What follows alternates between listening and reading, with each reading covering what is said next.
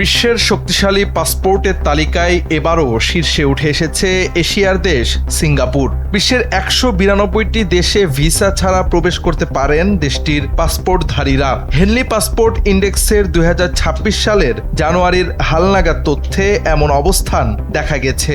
এই ইন্ডেক্স বৈশ্বিক ভিসামুক্ত ভ্রমণের সুযোগের ভিত্তিতে র্যাঙ্কিং তৈরি করা হয়, যেখানে যৌথভাবে দ্বিতীয় অবস্থানে রয়েছে জাপান ও দক্ষিণ কোরিয়া। তৃতীয় অবস্থানে রয়েছে 5টি দেশ: ডেনমার্ক, লুক্সেমবার্গ, স্পেন, সুইডেন ও সুইজারল্যান্ড। পাসপোর্ট ইন্ডেক্সের তথ্য অনুযায়ী বিশ্বের 7ম দুর্বল অবস্থানে বাংলাদেশের পাসপোর্ট।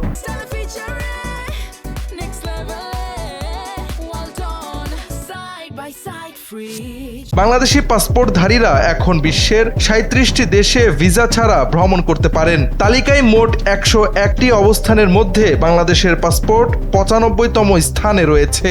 এর আগে 2025 সালের জানুয়ারি সংস্করণে 106টি অবস্থানের মধ্যে বাংলাদেশ ছিল 100তম স্থানে।